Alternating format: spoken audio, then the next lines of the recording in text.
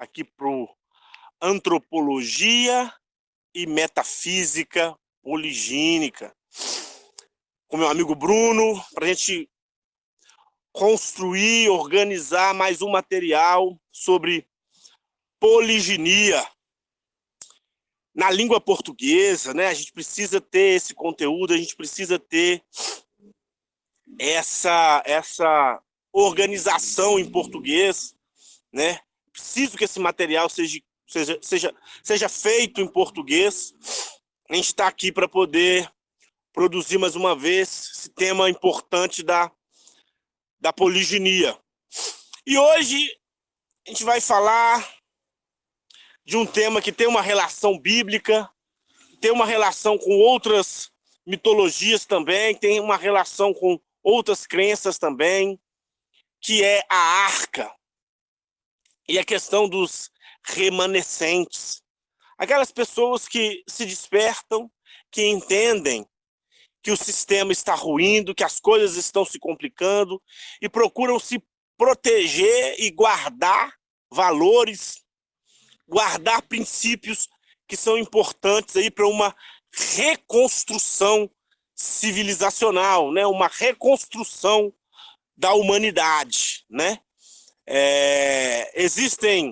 Existe, né, a passagem conhecida das Escrituras, que é a passagem de Noé, né? Noé e a arca, onde ele foi ali o guardião, né? Recebeu uma missão do Eterno, né? Uma missão de Deus para poder ser o guardião do futuro da humanidade, né? E ele construiu aí ao longo dos anos a sua arca, acolheu os animais, né? Que Deus o orientou a acolher, a recolher, e também a sua família, né? No total, 8 pessoas foram os remanescentes do período do dilúvio. Isso lá em Gênesis capítulo 6, né? Então, essa questão da arca é uma coisa muito, muito interessante para a gente poder utilizar também nos dias de hoje, né? É muito interessante para a gente poder colocar essa questão da arca para nós, hoje, que estamos falando de família, que estamos falando de poliginia em meio a uma cultura hipócrita e monogâmica, né? Falando de poliginia em meio a uma cultura igualitária, uma cultura que está prezando por uma horizontalidade, que perdeu noções de hierarquia, de diferenças existentes entre o homem e a mulher, diferenças benéficas, boas diferenças que existem entre o macho e a fêmea da espécie humana, né? Então a gente, em meio a uma cultura igualitária e aonde os valores familiares já se dissolveram, eles não vão se dissolver, né? Eles já se dissolveram e nós já estamos em uma crise das relações, das construções familiares, né?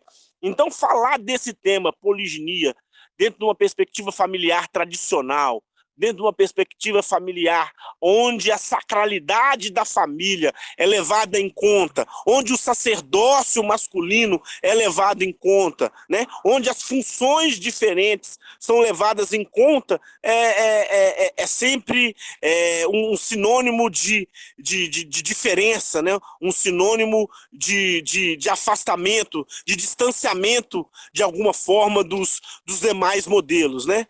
E boa noite, Bruno. Boa noite, boa noite. O Bruno também, né? Um vasto conhecimento sobre as religiões comparadas, sobre mitologias comparadas. E é interessante que o Bruno trouxe, a gente conversando aqui nas nossas conversas particulares, ele trouxe a importância de se falar sobre essa questão da arca, né? Ele usa o exemplo da mitologia helênica, né, Bruno? Isso. Em todas as tradições houveram esse símbolo da arca, né?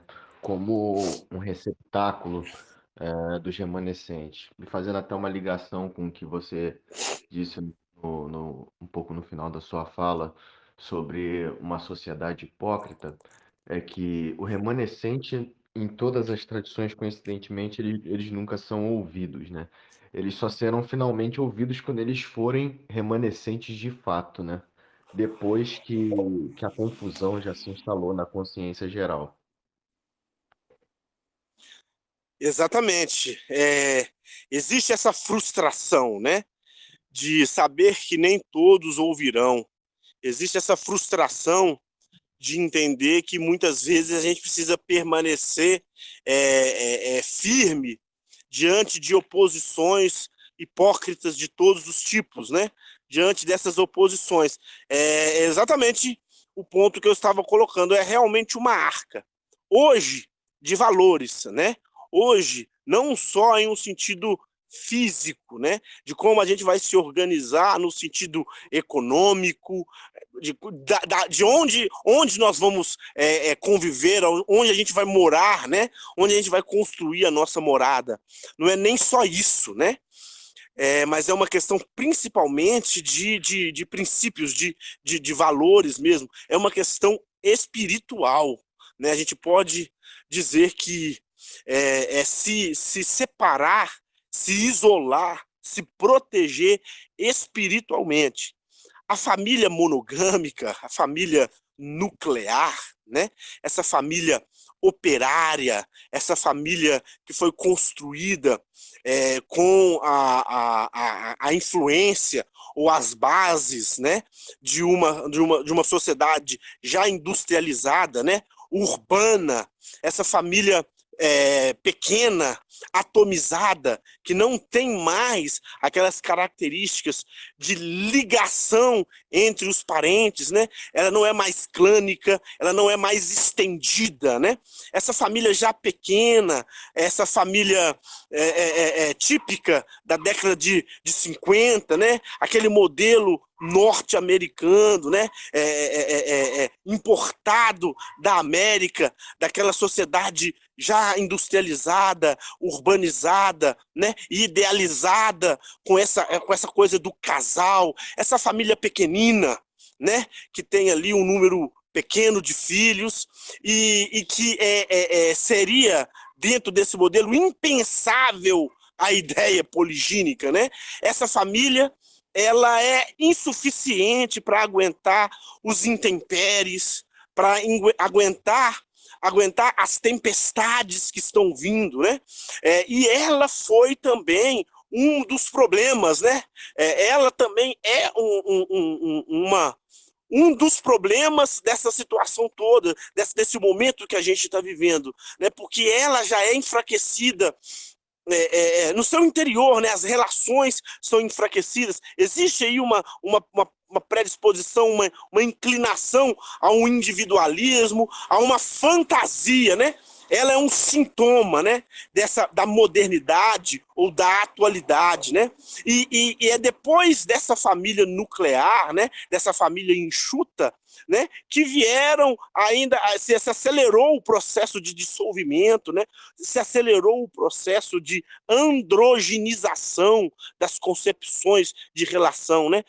A gente não precisa, não pode falar nem mais de casal. O casal, dentro de uma visão poligínica, já é um equívoco, né? Mas a gente pode falar, inclusive, de dupla, né? É um modelo que nos levou a uma ideia de uma dupla, de uma convivência que não tem absolutamente nenhuma relação mais com uma perspectiva heterossexual realmente legítima, né? Não tem nenhuma mais uma perspectiva de diferenças marcadas, né? Uma diferença real entre os comportamentos, entre as funções, né, Bruno? Exatamente. Quando a gente trata do simbolismo da arte, a gente tá falando de é, diversos significados para um símbolo. O primeiro grande significado é o significado do remanescente, né? Daqueles indivíduos, e é importante ressaltar a questão do indivíduo, porque o remanescente sempre se trata, primeiro, de indivíduos, não de coletivos, né? A composição de indivíduos que foram capazes de entender uma determinada mensagem, uma determinada realidade, e depois e depois tem o significado da congregação, né?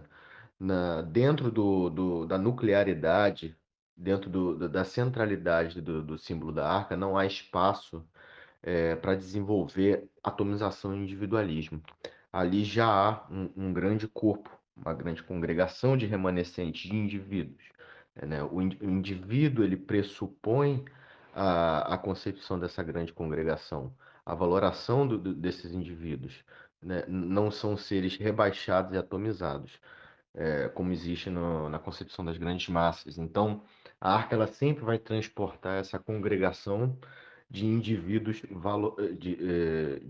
valorizados, supervalorizados, relacionado também com outro grande significado da arca, que é a renovação periódica e cíclica da humanidade. E é por isso que costumamos dizer que a arca e os remanescentes são o resumo da história da humanidade, né? A história da humanidade é sobre remanescentes, não é sobre povos, culturas, tradições mundanas, política ou qualquer outra coisa. É sempre sobre o remanescente, né? Nas renovações periódicas da humanidade sempre houve o símbolo do remanescente, né? Tanto nos múltiplos mitos do dilúvio, onde a arca, onde aquele núcleo, aquela congregação suportava e resistia ao caos das águas que tomavam todo todo o mundo, todo o redor do mundo, e poderiam prosseguir com uma certa concepção superior. Nós temos isso na Grécia, com Deucalião e Pirra, nós temos na Bíblia com a história de Noé, nós temos também no época de Gilgamesh, nós temos no Zoroastrismo também, nós vamos ver aqui com Jamshid, a história de um dilúvio também, são sempre indivíduos, são sempre remanescentes que souberam entender uma determinada realidade. Aí pode se perguntar o que isso tem a ver com a questão da poliginia. A questão da poliginia é que dentro da concepção moderna, dentro da concepção materializada de mundo jurídico, político, que é a modernidade, são poucos que compreendem o valor de uma congregação familiar, dessa valoração dos indivíduos que compõem uma valoração familiar. E como as pessoas que estão geralmente centradas no estudo da poliginia, isso não quer dizer que são especiais, têm uma inteligência especial só por causa desse tema, mas como elas conseguem perceber que aquilo que é tratado como uma normalidade na concepção familiar, e isso não compete só à modernidade, a modernidade é um agravamento, né, de coisas que já começaram bem antes, de problemas que começaram bem antes, que elas conseguem perceber que não está dando certo, não está dando certo, que as águas e o nível das águas está subindo cada vez mais e que famílias atomizadas e enfraquecidas, né, sem nenhum vínculo a não ser o vínculo material, o vínculo imediatista, o vínculo dos contratos, elas não podem resistir por muito tempo a essa quebra generalizada e sistêmica, né, que o mundo moderno vai findar de uma coisa que já começou muito antes. Então é esse simbolismo que importa para a gente. O simbolismo da congregação concentrada num núcleo e numa ideia, em que possa resistir às turbulências que o mundo vai passar. Porque quando toda essa massa de problemas passarem, a única coisa que vai restar é aquilo que sempre houve, né? Que é a família, que é a concepção de família, que é o que nos diferencia de qualquer outra espécie, de qualquer outra coisa na história da humanidade.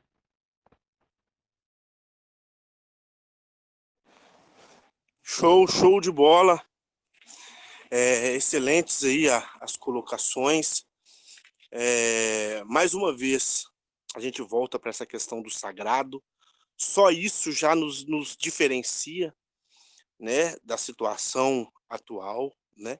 porque a concepção do sagrado foi perdida, né, foi esvaziada, né, no pensamento do homem moderno, do homem atual. E entender que isso não é algo novo, é muito importante. Sempre existirá aqueles que guardarão esses valores que precisam ser entendidos como imutáveis. Sempre existirá aqueles que não serão filhos do tempo, que não serão filhos do próprio tempo, né? Porque é muito comum, inclusive, as pessoas classificarem os valores, classificarem os hábitos de acordo com o tempo. O tempo que estamos vivendo, o momento que estamos vivendo, dita os valores. E, na verdade, esse é o grande equívoco. Esse é o grande equívoco. Porque existem princípios que são imutáveis, que esses princípios é que devem reger as nossas organizações. São esses princípios que devem nos mover em diferentes situações, em diferentes momentos, né? A aplicação desses princípios. E hoje, falando de família, né? A gente precisa entender que são atemporais, né? Então, o remanescente, ele preserva exatamente isso, né? Diante das águas do caos, diante das turbulências, né, da vida, do momento presente, ele preserva os princípios. Como o Bruno disse sobre a família, as pessoas perderam a noção da importância do que é uma família, disso que nos faz diferentes, sim, dos outros seres, né? Isso que nos faz singulares nesse planeta, a família, a organização, os laços profundos, o que um outro ser pode representar para nós dentro de nossa família, né? A concepção transcendente, né? A ideia de um homem como um sacerdote, como um representante de algo superior dentro de sua casa, né? E a mulher como a materialização, né? Da abundância, como a materialização da multiplicação, regida, ordenada por esse princípio transcendente, que é aí utilizado, né, ou trazido pelo marido, né, pelo homem, né, da casa. Então, é interessante relembrar esse modelo que é semelhante a um templo, né, que é semelhante ao que acontece dentro de um templo, né, é semelhante ao que acontece dentro de um culto, onde você tem sacerdotes, onde você tem homenagens, né, um reconhecimento de uma transcendência, né? Então, eu inclusive uso o termo tanto arca como templo. O templo para a gente se lembrar do sagrado, né? A família deve ter essa característica de templo, né? Na tradição bíblica existe até uma passagem que declara que nós somos templos, né? Nós somos a habitação da divindade. E a gente pode trazer isso também para a família.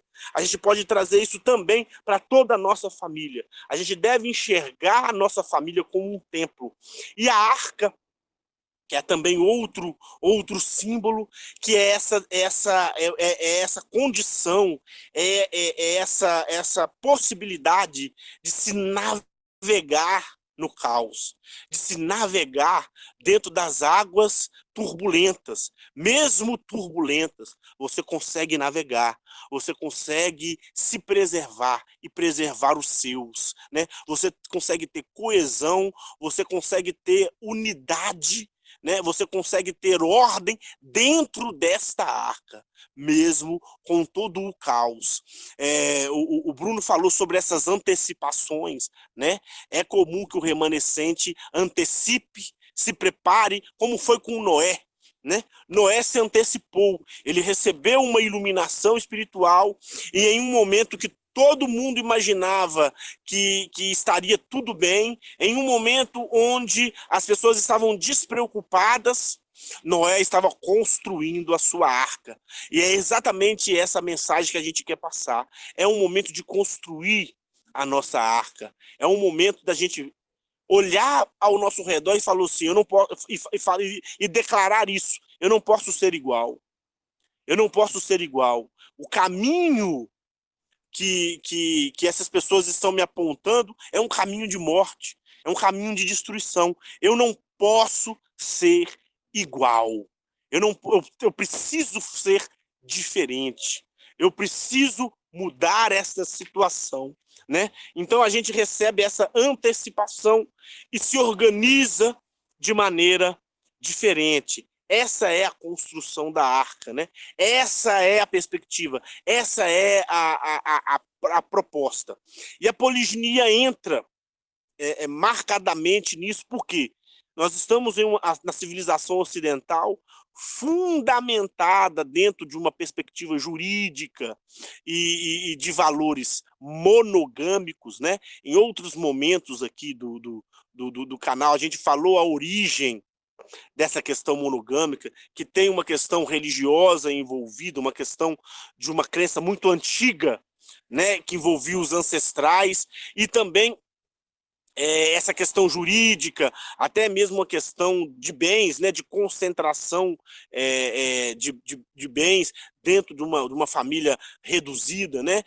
Enfim, existem elementos aí tanto religiosos, espirituais, vamos dizer assim, como elementos materiais, elementos de jurídicos materiais. Mas a gente já falou sobre isso aqui em outros momentos do canal. Então, o Ocidente, a civilização onde nós estamos, que mais influenciou o Brasil, no caso, existe uma discussão se o Brasil é ou não ocidental, né? Mas, querendo ou não, ele foi altamente influenciado pela perspectiva ocidental, pelo cristianismo, né? Que é a religião predominante aqui no Ocidente, né? Então, a monogamia é um dos pilares dessa civilização que está desmoronando. É um dos pilares dessa sociedade que está se quebrando, se espatifando. Então, quando você traz valores poligínicos, você, de alguma forma, se isola, se afasta desse núcleo ocidental de valores, né? E você tem um vigor diferente, né? A poliginia traz uma dinâmica, um vigor, uma realidade diferente, né, do que nós estamos aí acostumados. Com você, Bruno. Quando a gente fala de Ocidente, né, diferente da África, a gente está falando de um grande barco afundando, né? E quem foi esperto pula desse barco, porque já não tem mais retorno. A partir do momento que as águas estão enchendo ali os compartimentos, já não tem como mais impedir o processo de decadência. E quando a gente fala de poliginia e de monogamia como paradigmas do Ocidente, é porque não tem como desatrelar a monogamia dos preceitos ocidentais de família, que hoje se apresentam basicamente como já finalmente fracassado, né? Nós temos um festival, né? Uma epidemia de amantismo, de bastardismo.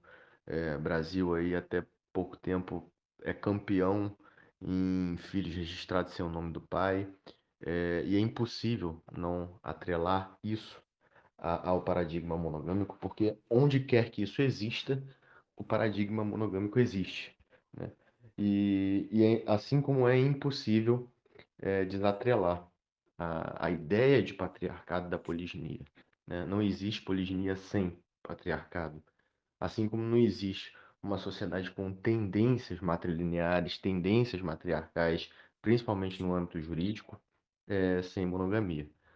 Então, quando a gente está tratando dessa divisão muito bem delineada entre poliginia e monogamia como um fundamento para a família, é porque a sociedade ocidental ela se fundamentou principalmente em filosofia dos homens.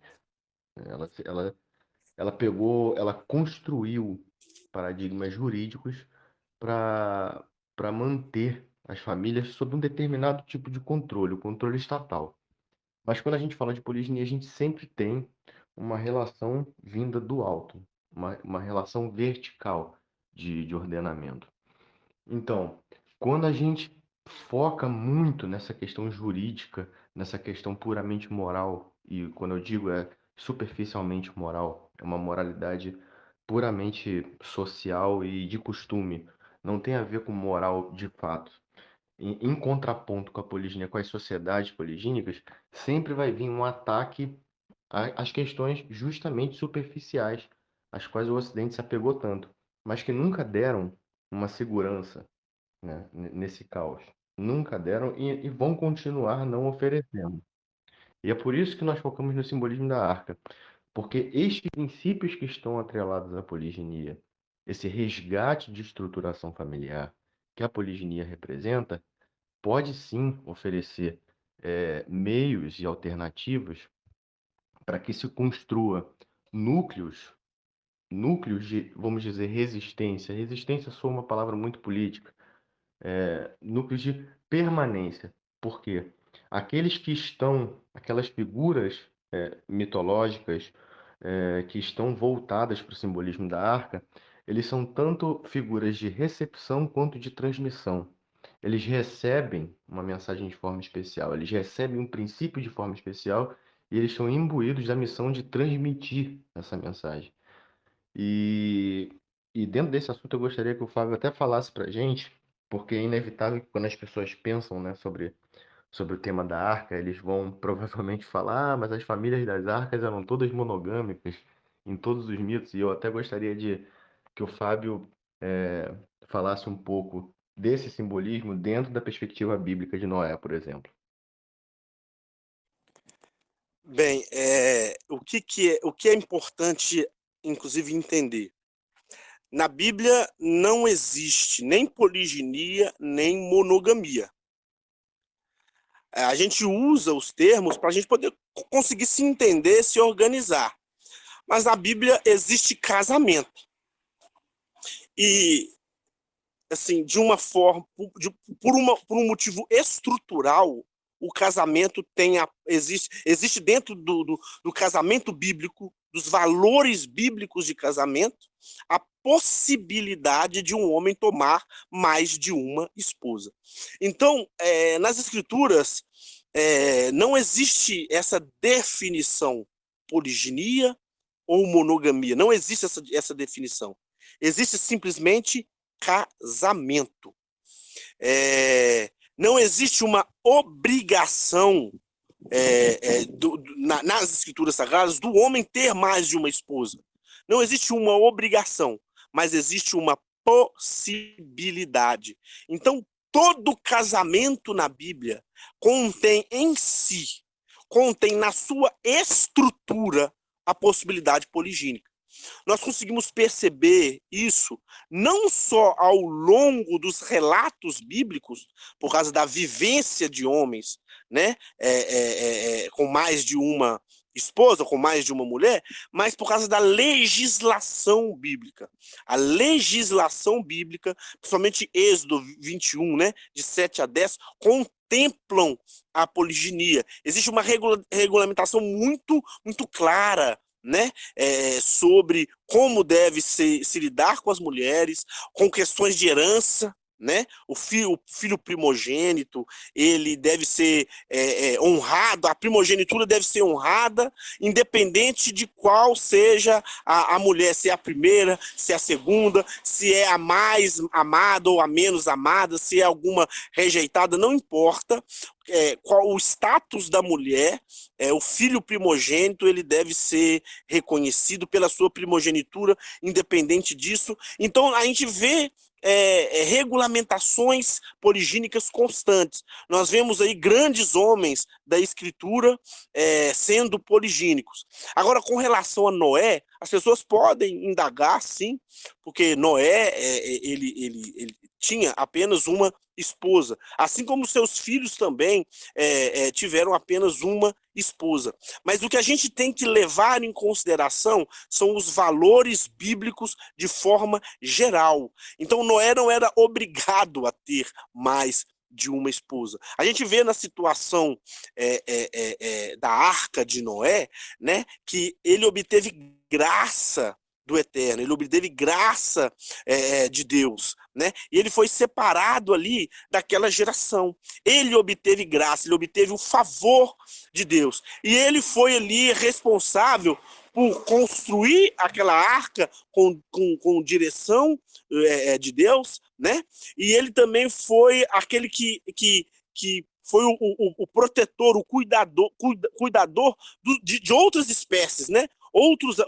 Os animais vieram até Noé e ele os separou, né? Em casais, dependendo do tipo de animal, você tinha ali um número determinado de indivíduos, né? De casais.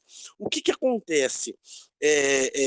Não existe nenhuma relação de ideal monogâmico com o fato de Noé ter apenas uma esposa. Como eu disse, são os valores gerais da Escritura que devem ser reconhecidos ali naquele momento. A gente pode falar de uma questão de limitação, até mesmo de espaço, né, dentro da narrativa, né? O número mínimo de pessoas precisavam estar na arca. A gente pode falar do número 8 como um número simbólico, né? No final foram 8 pessoas, né?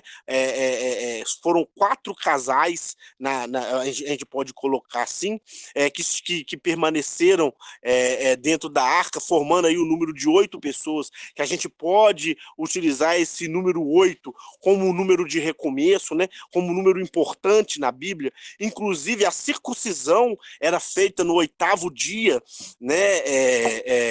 Dentro daí da tradição bíblica, da orientação bíblica, circuncisão que era um momento ali onde o menino ele era realmente inserido dentro da nação de Israel, né? A mãe dele esperava aí 7 dias, depois no 8º dia levava a criança para poder fazer o processo de circuncisão. Então, a gente pode falar do número 8, a gente pode falar dessa contingência da questão de ter apenas uma esposa, não é ter apenas uma esposa. Não existe na Bíblia essa obrigação de você ser poligínico, mas existe sim essa possibilidade.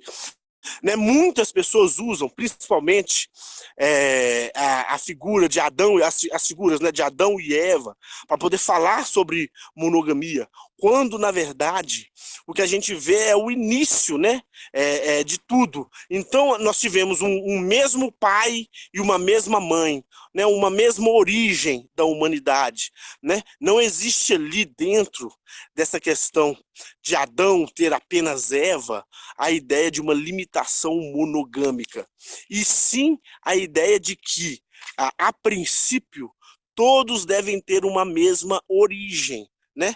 Eva é a mãe de todos os viventes, assim como Adão é o representante, é o pai da humanidade, né? Então era uma questão de uma necessidade de mesma origem, dos seres humanos estarem todos relacionados àqueles aqueles indivíduos, né? E é interessante até colocar que a própria Eva veio de Adão, né? Então nós temos todos, fisicamente falando, né, uma mesma origem, né? Um mesmo início, né? E nesses momentos de recomeço, a gente pode falar que todos nós também viemos de uma mesma família, né? A família de Noé, né? Aquela família enxuta, reduzida ali dentro daquela arca, aquela família que também representava a semente de um novo começo, né? Todos nós também podemos dizer que viemos ali de uma mesma família. Mas as relações que as pessoas fazem com a monogamia são todas, na verdade, vindas vindas de valores externos à escritura, né? Muita influência desse elemento greco-romano. O cristianismo leu a Bíblia de uma maneira greco-romana. A hermenêutica cristã, a interpretação cristã é profundamente influenciada pela cultura greco-romana. E essa figura do casal monogâmica é típica desse imaginário ocidental. É só através deste imaginário, quando a gente vai para uma tradição hebraica mais antiga, nós não encontramos esse referencial. Né? Quando a gente vai para uma perspectiva, seja judaica, ou eu prefiro a palavra hebraica, você não vai encontrar essas colocações. O judaísmo veio a defender a monogamia da forma que hoje a gente vê ele defendendo, 1000 anos depois de Cristo. É muito recente, né? Essa interpretação monogâmica do judaísmo, e que não foi também de todo o judaísmo, né? Nós tivemos um rabino que trouxe elementos da ocidentalidade e a partir daí começou a defender a questão monogâmica, o Rabino Gerson, né? Enfim, é uma controvérsia aí dentro do judaísmo, porque nem todas as tradições judaicas apoiaram esse decreto do rabino. Enfim, é uma longa história. Mas, enfim, para resumir, é muito mais contingente a questão de Noé ter ou não ter mais de uma esposa do que um levantamento de algum ideal monogâmico, algo assim. E geralmente, quando as pessoas têm essa perspectiva, é porque elas estão sendo influenciadas por um elemento externo à interpretação bíblica. Como nós dissemos, né? A cultura ocidental ela teve um impacto muito grande na interpretação das escrituras, né? E na nossa vivência. Então, as pessoas realmente estão distantes dessas possibilidades poligínicas, apesar dos textos bíblicos mostrarem claramente uma regulamentação e uma vivência saudável poligínica, né? Nós vemos o Deus bíblico, né, a divindade bíblica, não só regulamentando essa possibilidade poligínica, mas a incentivando com a lei do levirato, né, o episódio de Davi, onde o profeta Natan repreende Davi, né, o rei Davi, por um adultério que ele cometeu, mas declara assim muito claramente que se ele quisesse mais mulheres, inclusive, Deus estaria disposto a dá-lo. Então a gente vê essa questão poligínica muito, muito vibrante, uma coisa gritante nas escrituras, a possibilidade poligínica. Só não enxerga quem está com a visão tapada por uma visão greco-romana ocidentalizada. É isso. Costumam dizer, né, que a poliginia, quando tratada, né, dessa forma mais teórica, costuma ser uma idealização, né, que na prática só vai dar problema. É uma discussão muito, sempre está muito viva, como foi problemática a poliginia para as figuras bíblicas, né? Mas o que a gente tem ali são problemas específicos familiares que não estão ausentes no mundo monogâmico, né? E, na verdade, estão até aumentados, estão até potencializados no, no universo monogâmico.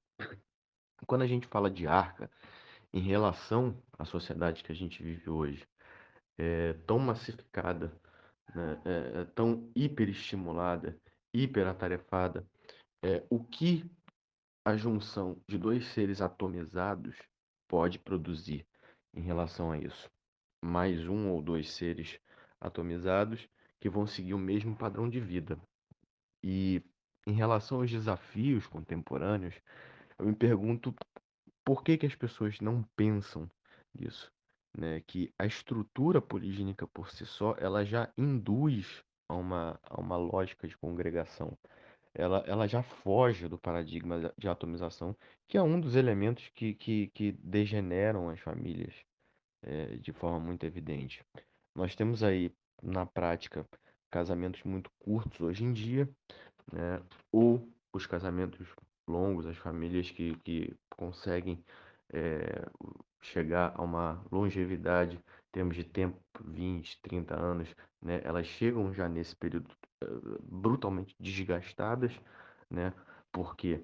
Porque quando a gente fala que poliginia é uma idealização, não. O sistema monogâmico é uma idealização, porque, primeiro, ele deriva da ideia de amor romântico, né?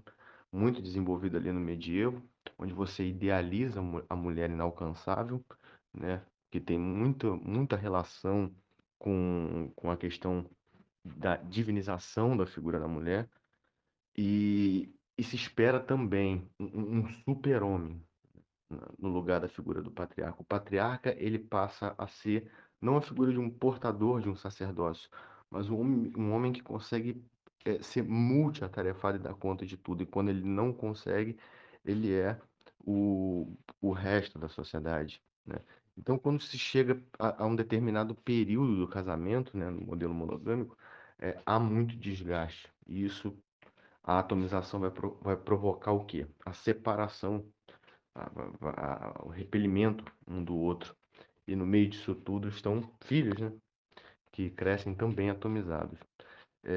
Eu vi há pouco tempo, recentemente, as notícias do Japão, que é uma epidemia de idosos sendo encontrados mortos, sozinhos dentro do apartamento depois de muito tempo.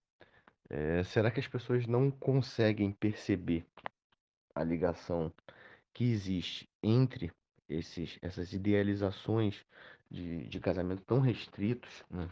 Esse empobrecimento do sentido familiar, essa atomização do conceito familiar e essa sistematização brutal da vida com a própria ideia de família que se originou no Ocidente. Porque onde se originou a monogamia, não se idealizou a posse de corpo um do outro, mas se idealizou o controle de famílias, o controle da expansão familiar, o controle das potencialidades familiares.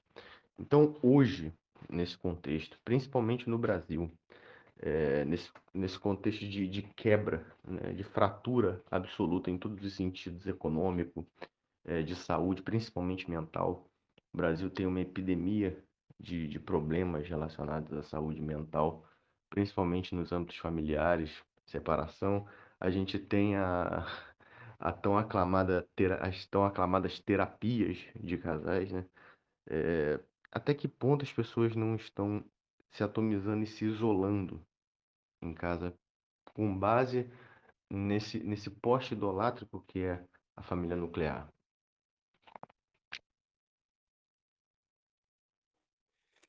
É interessante que é uma fantasia, né, muito difícil de se livrar, né? Porque também existe o fomento de muitas vaidades, né? Da vida humana, né? Vários vícios, do orgulho, o egoísmo, né? Essa busca por um endeusamento, eles são fomentados pelo modelo monogâmico, né? Existe todo um problema de profundo egoísmo dentro disso tudo, né? E os vícios, né? A vivência nesse modelo onde as pessoas não conseguem perceber as falhas, ela é degradante a esse ponto, né? Ela é degradante ao ponto das pessoas não conseguirem ter sensibilidade para perceber os equívocos. E é interessante também colocar que é muito antigo, né? É uma organização, é uma tendência, né? É uma estrutura muito antiga na nossa civilização ocidental e que sempre tem os mesmos efeitos, né? E ninguém consegue fazer a associação de que os filhos nascidos fora do casamento, os filhos tidos como ilegítimos, né? O número enorme de casas de prostituição, né? E o número enorme de mulheres em situação de amantismo, né?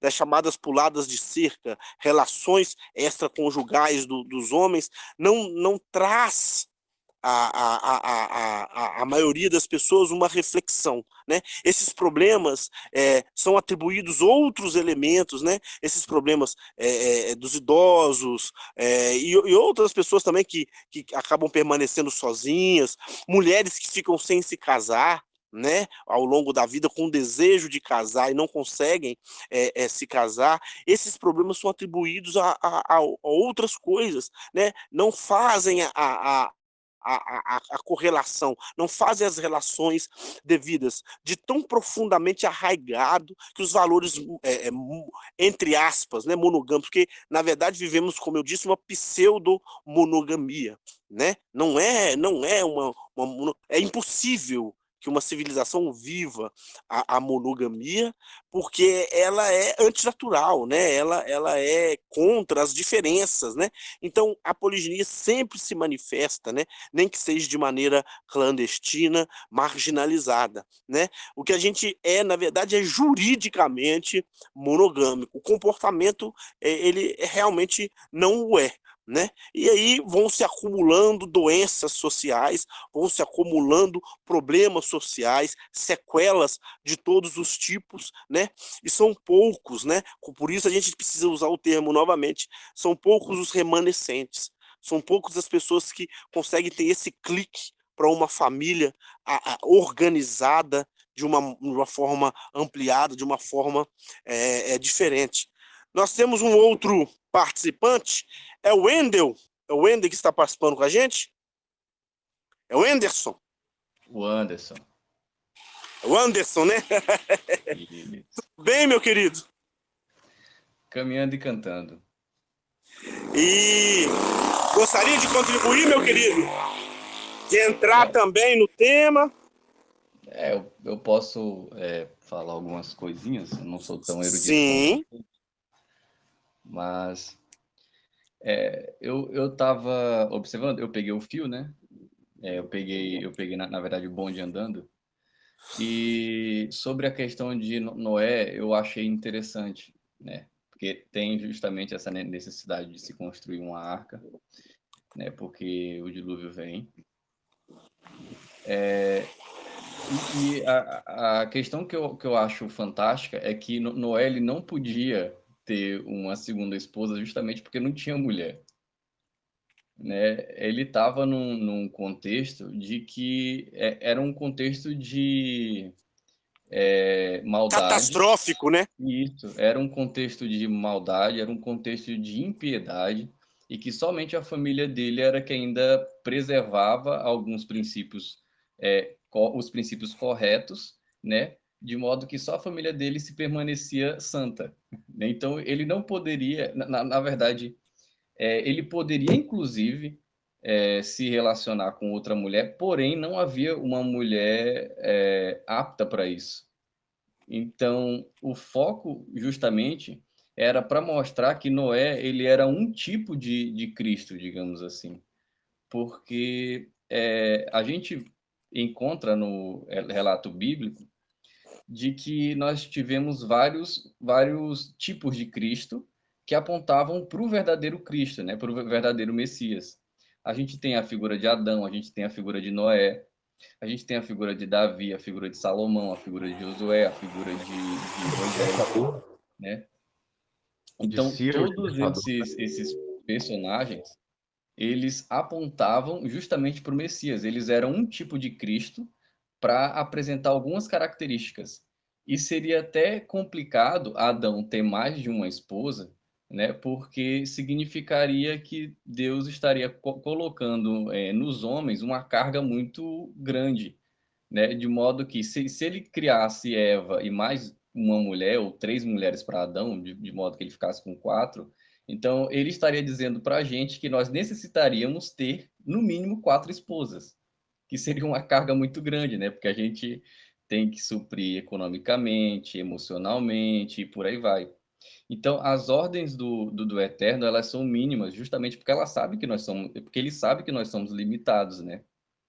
E se ele criasse Adão e se ele criasse mais de uma mulher para Adão, ele estaria dizendo que, no mínimo, nós teríamos que ter duas mulheres para que, então, nós pudéssemos funcionar corretamente no mundo dele. Então, ele dá uma mulher o fato dele dar uma mulher para Adão significa, primeiro, misericórdia, e também significa dizer que o mínimo possível que nós podemos ter é uma mulher, né? Então, assim, a proposta é justamente que a gente não tenha uma carga A muito ideia é grande. nivelar por baixo, né? E isso, Nivelar por baixo. para que a Né? gente Não uma limitação a uma só mulher, né? é Mas assim, muito bem é o mínimo, né? O básico, né? Mas isso. sempre com essa possibilidade poligínica. É por isso que eu coloquei aquele ponto da estrutura. É, Existe uma Ali no, estrutura poligínica que é imutável dentro da perspectiva bíblica. isso. E assim, muito pelo contrário, o fato dele ter criado só uma mulher para Adão fornecia o ambiente necessário para que a poliginia pudesse vir a ocorrer, né? Ou seja, facilitaria para que futuramente a poliginia viesse a ocorrer o fato dele ter entregue uma mulher para Adão, né? Ele dizendo assim, olha, vocês não precisam de nada, né? Isso falando para Adão, né? Adão, o mínimo que tu precisa é uma mulher, né? Então, assim, a partir de uma mulher, explode o mundo aí, povoa o mundo e tal. Então, assim, lógico que tem esse significado do mínimo possível, o mínimo necessário, né? Porque o Eterno não vai colocar uma carga nas nossas costas sabendo que a gente não pode carregar essa carga, né? Porque se ele fizesse 10 mulheres para Adão, então seria ele dizer que a gente teria que ter no mínimo 10 mulheres, aí o negócio ia ser complicado, né? Mas também tem a simbologia, porque é apresentado também que o Messias é o último Adão, né? Então, assim, quando é dito que ele é o último Adão, significa dizer que entre Adão e ele houveram vários outros, né? Outros que eram tipos de Cristo que apontavam para ele. E Noé era um deles, né? Apontando justamente que ele era o justo, né? Que ele era o separado, que ele era o santo e que ele seria justamente esse que salvaria, né, toda a sua família, né, para utilizar essa expressão. E Adão também sendo essa figura, então óbvio que o Eterno ele não daria uma segunda esposa para Adão, porque isso significaria dizer que o Messias ele teria também vários povos, né? Não um único povo, digamos assim, no sentido salvífico, vamos utilizar essa expressão. Então, se Adão tivesse três, quatro esposas, então isso significaria dizer que outros povos, que inclusive não obedeceriam à lei ou que não creriam no Messias, também viriam a participar desse novo céu e dessa nova terra, que seria bem complicado dizer que o Messias ele teria várias noivas, né, diferentes, né? Então, assim, havia essa questão do mínimo necessário, havia essa questão da possibilidade que a poligenia poderia vir, né, futuramente, e havia também essa simbologia, né, porque traria uma confusão para a gente caso Adão tivesse Na, mais de uma esposa. na verdade, essa questão do mínimo, né, do nivelar por baixo, é muito claro, porque aquilo que você transforma a poliginia numa possibilidade, não numa regra, né? Isso. Eu acho que é o principal. Agora, com relação a Cristo, a gente pode entender a igreja, a Carralo, ela é sempre uma ideia de compostos, né? Sempre uma ideia múltipla, né? De um agrupamento, né? Então a gente Uhum. pode falar de noivas nesse aspecto, né? Inclusive o Eterno, em outras situações, ele se coloca como como um homem poligínico, né? Ele se coloca como poligínico em algumas situações nas escrituras sagradas. O Bruno queria falar uma coisa, Bruno? Eu vi que você começou a falar e parou? Sim, relacionado com esse simbolismo do né, de uma mulher. Como o colega mencionou, não havia outras, né? Eu acho que o símbolo, o peso, a significância do de uma mulher é para simbolizar também o peso dessa degeneração generalizada que havia, e a gente não encontra isso só, no tema bíblico em questão a Noé. A gente vai ver também no mito do dilúvio grego, com Deucalião e Pirra. Pirra era a única mulher virtuosa o suficiente para simbolizar a, a regressão da mulher para um princípio, né? E, vamos usar o termo também salvação, porque eles foram salvos, né? Pela mensagem divina para permanecerem com o princípio da humanidade no seu mais alto nível. Então, o simbolismo do o peso do número é também, para mim, né, dentro dessa perspectiva de balança, para que possamos entender o nível de degeneração, né? E também para supervalorizar a questão do indivíduo, porque o remanescente é uma questão de indivíduo, não é uma questão de coletivo. Ela primeiro é uma questão de indivíduo. Dos poucos indivíduos que puderam compreender aquele princípio. E nessa junção desses indivíduos que se forma a congregação, que se forma aquele conjunto que será salvo. Então ele é tanto receptivo quanto também será o transmissor daquele princípio. Então, quando a gente tem o símbolo do indivíduo e da massa, a gente vê uma distinção muito clara, porque o valor é sempre o valor da mensagem do divino em todas as tradições sempre foi pro indivíduo, o profeta, o vate, o aedo, né? Nós temos sempre um indivíduo, uma mentalidade que vai reagrupar outros indivíduos que entenderam aquela mensagem. Eu acho interessantíssimo colocar um ponto que é singular no nosso momento. Qual é esse ponto? No momento em que nós estamos vivendo, a poliginia se torna importante no sentido simbólico, porque o que nós estamos passando hoje, o problema que nós estamos passando, é advindo de uma fantasia igualitária. Então, a poliginia ela confronta a situação vigente, ela confronta a ideia de igualdade. É óbvio que existe igualdade entre homem e mulher em um sentido de dignidade, mas é preciso ressaltar as diferenças, reconhecer as diferenças e vê-las como importantes no sentido de funções, seja no sentido biológico, espiritual, social. Então, a poliginia hoje, ela quebra essa mania de horizontalidade que foi se instituindo no Ocidente, né? Então, existe um valor simbólico na poliginia hoje, nos dias atuais. Por isso a arca hoje é poligínica, né? Ou mesmo quando ela não for poligínica, ela deve ter valores que abracem a poliginia, porque com certeza Noé e as outras figuras bíblicas, né, sabiam da possibilidade poligínica, né? Não eram homens de um ideal monogâmico.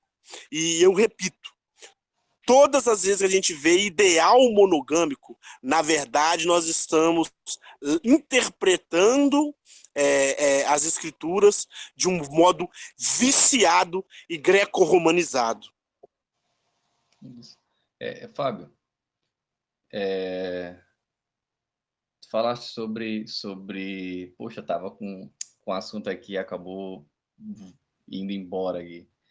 Mas já tem alguns minutos. Sim, sobre a questão das bases, né, da cultura ocidental. A poliginia, ela vem justamente para destruir isso, que a base é sempre aquela família nuclear, né, o princípio daquilo que é chamado de família tradicional. Aí tem inclusive um católico, acho que vocês devem conhecer o Rasta. Vocês conhecem, né? De nome assim eu nunca ouvi falar, não. Eu conheço, Ele, eu ele, conheço. ele é da Brasil Paralelo, ou seja, católico. Ah, sim. É, e aí ele utiliza a expressão família tradicional brasileira mais alguma coisa, tipo família tradicional brasileira divorciada, família tradicional brasileira separada, família tradicional brasileira fugida, né? Que é mais ou menos isso. Quando se fala sobre família tradicional, a pergunta é: o que danado é isso? Né? Porque sempre que a gente utiliza a expressão tradicional, a gente está apontando para a história, ou seja, é algo que foi inventado historicamente, algo que surgiu através do costume dos povos, e aí não faz nem sentido, né? Porque se algo é montado historicamente, então isso significa dizer que ele também pode ser destruído historicamente, né? Ou pode ser modificado ao bel prazer daquela comunidade, dos indivíduos, é meramente uma convenção.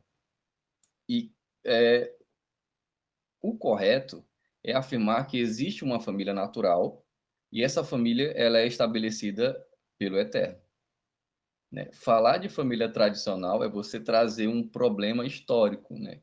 Que são os próprios humanos que vão definir o que danado é a família. E aí a monogamia compulsória ela está dentro desse escopo historicista de você definir ao bel prazer aquilo que é família, né? E quando você define historicamente, você tem a tendência de obrigar as pessoas a seguirem aquilo que você decidiu, né? Só que o que foi decidido hoje pode amanhã ser considerado como se fosse errado ou falso. Ou seja, é pueril, né? E a poliginia, quando ela é apresentada, ela destrói essa figura de uma família nuclear, família margarina, né, essa família perfeita, e ela não acaba só com essa noção dessa família margarina, mas ela também critica a própria moral estabelecida a partir dos padrões gregos, né? E não só isso, ela também aponta para uma crítica ao próprio direito romano que a gente adota. Então, assim, ela destrói todas as bases do que nós chamamos de Ocidente, porque acabou a família ocidental, acabou a moral grega ocidental e acabou o direito romano também. Então, no final das contas, e aí é que eu acho que reside o problema, né, essa dificuldade de aceitar, porque meio que as pessoas ficam no limbo. Depois que destroem tudo isso, e agora? Elas não vão querer retornar para o projeto antigo, que é o quê? Submeter todas as coisas ao Eterno. Perguntar a ele, sim, mas e aí, o que que o senhor acha sobre direito? Ou melhor, o que que o senhor determina sobre direito? O que é que o senhor determina sobre família? E o que que é moral ou imoral para o senhor? Eles não querem retornar para esse projeto antigo, porque isso seria reconhecer que o projeto deles, o projeto moderno, né, o projeto de chegar aos padrões elevados da humanidade, fracassou, né? Então, dificilmente a aceitação da poliginia de um modo livre, digamos assim, vai ser aceito pela maioria. Porque seria aceitar que, primeiro, nós passamos a vida toda acreditando numa mentira, né? E segundo, que nós não somos tão bons assim para construir o nosso próprio futuro.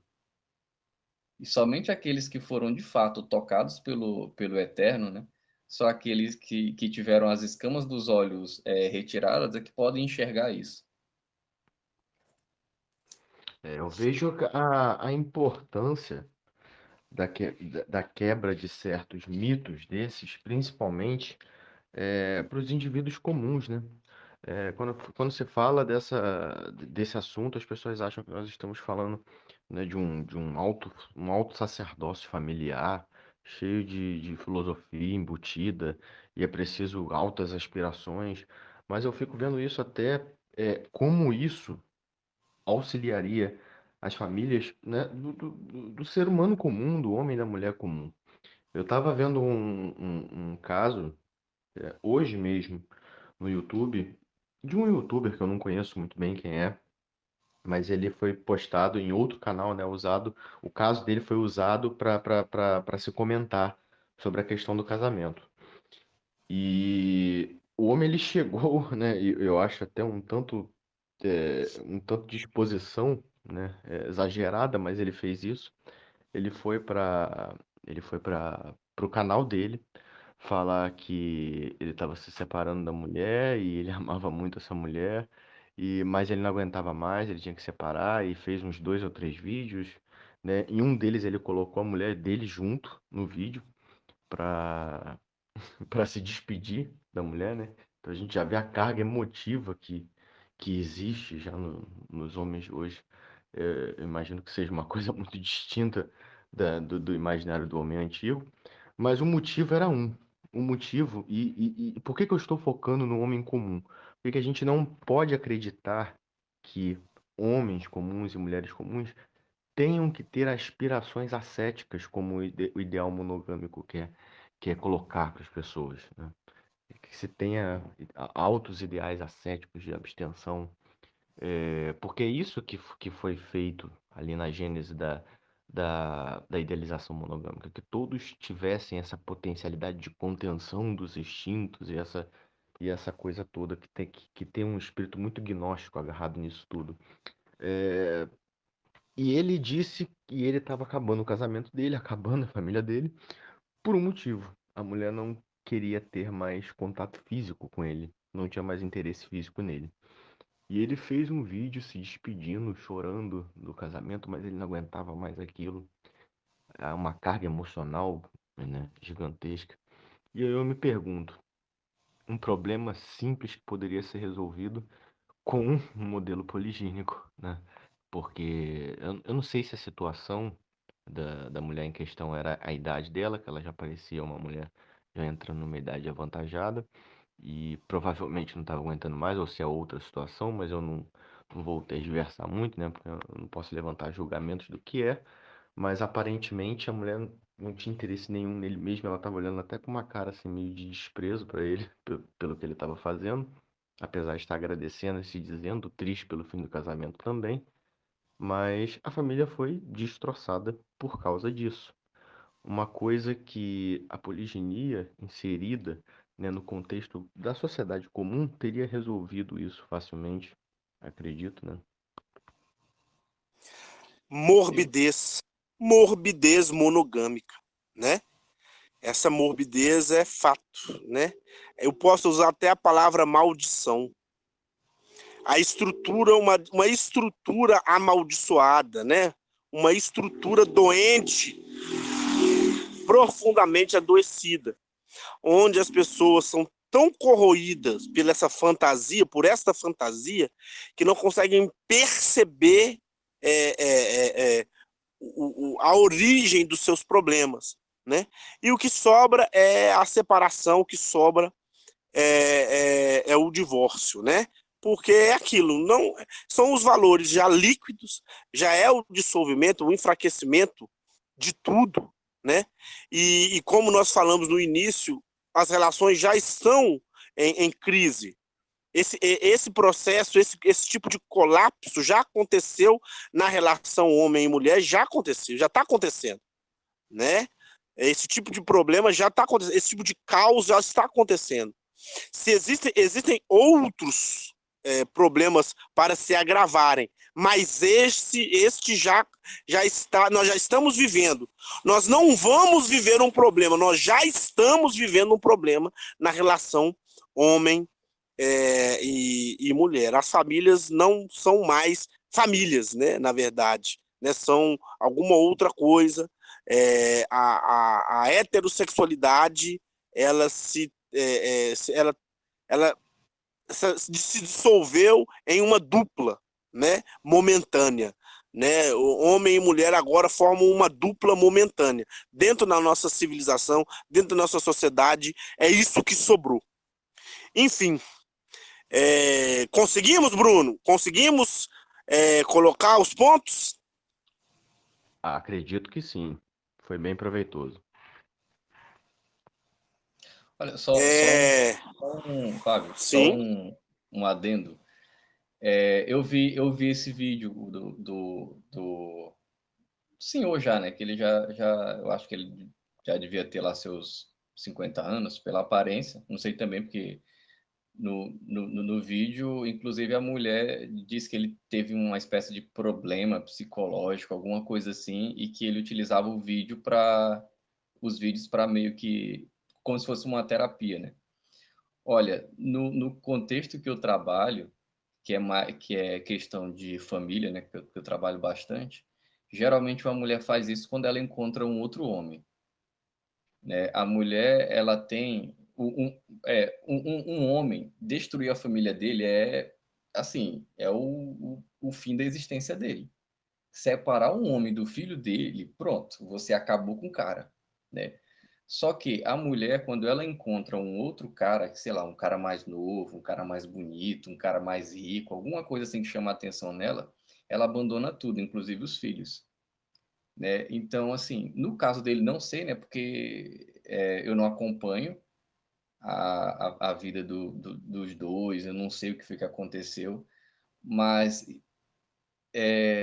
pela experiência que eu tenho no local de trabalho, que eu trabalho mais com questão de família, e principalmente questão de divórcio, alimentos e afins, e geralmente isso acontece quando a mulher ela encontra um outro homem.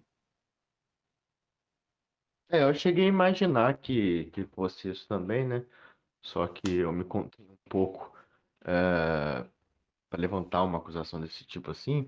Mas eu também cheguei a pensar nisso, né? Isso acontece muito. E é a indução, né? É a indução dessa atomização do mundo monogâmico que inevitavelmente segue uma linha assim, um tanto matrilinear. A mulher ela simplesmente pode abdicar das suas atividades, né, de mãe, de esposa, e lá fora o homem também faz muito isso, só que no fim a destruição familiar fica.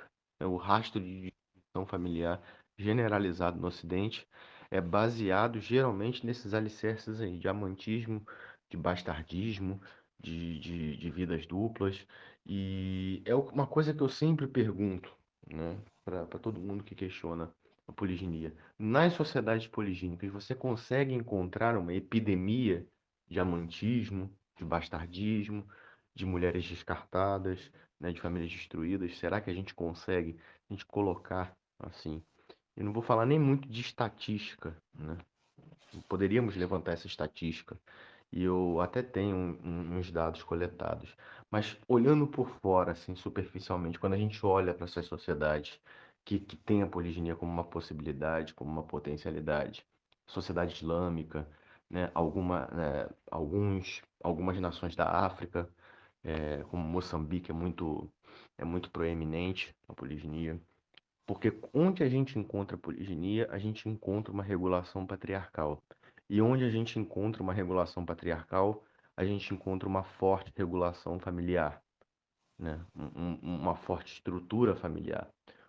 Onde a gente encontra a monogamia, nós encontramos uma forte desestruturação familiar. É lógico que não é só culpa da monogamia, mas ela está ali, ela está presente. E é impossível não olhar para isso. É impossível não olhar para a idealização monogâmica que ela fez no Ocidente.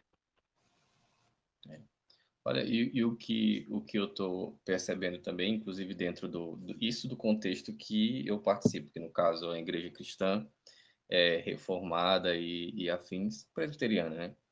É que eles estão já começando a perceber que não tem homem para esse contingente de mulher. E aí agora o discurso que está surgindo é justamente o discurso de celibato feminino, isso nunca existiu, né? Até porque a questão do celibato que é apresentado nas Escrituras é o celibato masculino, né? E por questões bem específicas, né? Porque o único relato que a gente tem aqui no Novo Testamento, na verdade, a gente tem dois sobre a questão do não casamento, né? A primeira é em contexto de guerra e uma que é bem específica, que é mencionado pelo próprio Messias no capítulo 19, só que era se referindo a homens. Ou seja, em um contexto de paz, que você não está em risco de morte iminente, então mulheres têm que casar, né? A alternativa delas, e a gente sabe que as mulheres elas não ficam no celibato voluntário, digamos assim, é justamente cair na prostituição, né?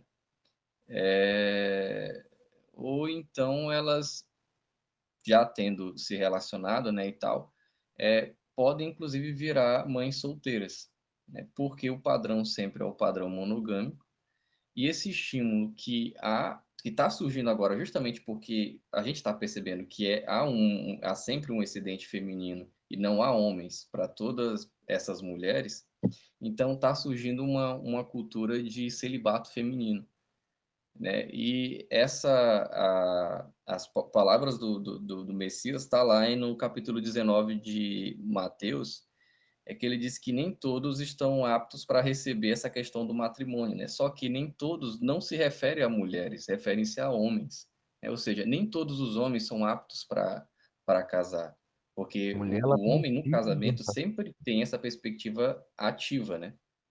A passividade, ela está presente no feminino, dentro dessa estrutura do casamento. Então, assim, o celibato, ele é uma empresa masculina, não é uma empresa feminina. Só que mulher como a gente vai precisa. ter que reforçar o princípio da monogamia, então a gente vai ter que criar gambiarras para dizer, olha, mulheres, não tem homens para vocês. Então, para que vocês não sejam amantes, para que vocês não se prostituam, então fiquem sem se casar, porque é bíblico também. Exatamente. Historicamente, onde a mulher foi inserida dentro do celibato, é, ela tinha um sacerdote para isso. Desde a antiguidade, as vestais até as freiras, elas têm seu sacerdote. E eu conheço, essa situação, eu conheço muitas congregações religiosas que induzem isso para a mulher mesmo, porque ela não pode, né? Ela não encontra um homem e ela não pode se casar com os bons homens que tem dentro da congregação delas. E até mesmo elas não acreditam mais nisso, porque elas foram ensinadas a isso. Agora, eu particularmente acho uma crueldade você orientar a mulher a, por exemplo, a não ser mãe, né? A maioria tem um desejo, tem um sonho disso. Você dizer, você condenar ela a essa vida, você está condenando porque, de alguma forma, ela vai seguir o que aquela liderança religiosa está falando e vai convencer ela de que é vontade divina, né?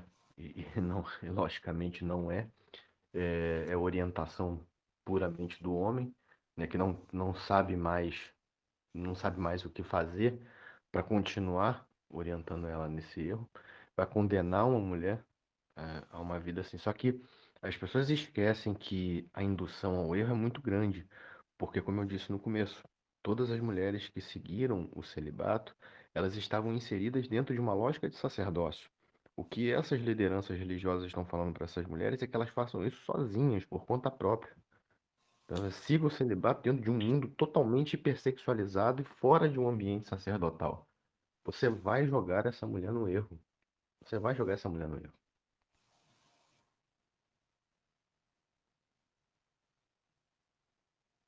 Bem, eu acho que conseguimos colocar os pontos principais. Todo mundo de acordo com encerrar o assunto neste momento, as considerações finais?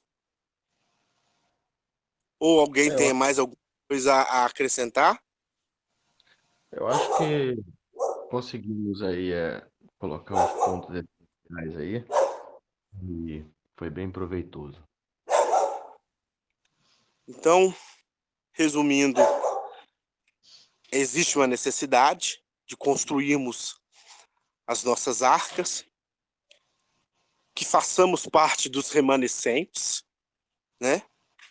E que a gente guarde a importância da poliginia nesse momento que nós estamos vivendo, por esses inúmeros problemas que foram apresentados. A morbidez monogâmica não é uma tese, a gente consegue percebê-la ao longo dos nossos dias. Temos aí a morbidez micro, que a gente pode falar família a família, os problemas internos, e nós temos a morbidez monogâmica macro, que é esses vícios, essa desordem em toda a sociedade, que vai desde essas mulheres desamparadas, o amantismo, os filhos não reconhecidos e muitos outros vícios e problemas aí que nós estamos enfrentando com uma relação profunda, né, com a monogamia. Que a gente se livre dessa morbidez monogâmica, que nós venhamos construir a nossa arca, conscientes de que as águas são turbulentas, conscientes que nós estamos dentro de águas caóticas, mas podemos estar protegidos aí na nossa arca, com a iluminação divina, com a iluminação correta, com os valores naturais, né? Foi muito bem dito aí pelo nosso irmão, valores naturais de família, valores realmente transcendentes, né? E verdadeiros de família. Agradeço a todos e encerro a transmissão. Até mais. Mais.